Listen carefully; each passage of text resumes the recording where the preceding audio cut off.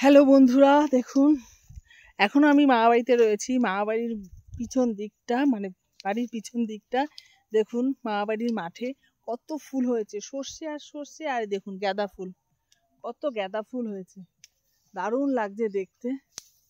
এইরকম প্রকৃতি দৃশ্য, মনোরম দৃশ্য আর কোথায় পাবো আমরা?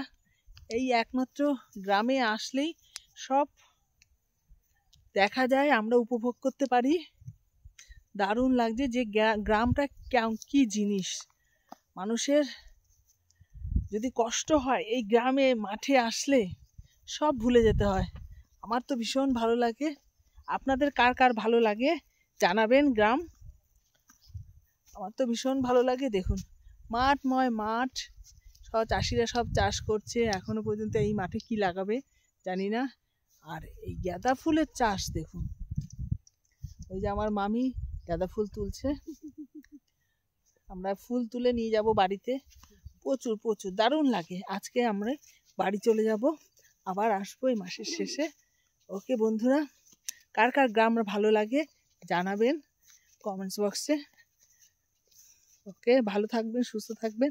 আবার একটা ছোট্ট ভিডিও নিয়ে চলে আসবো। Tata, by.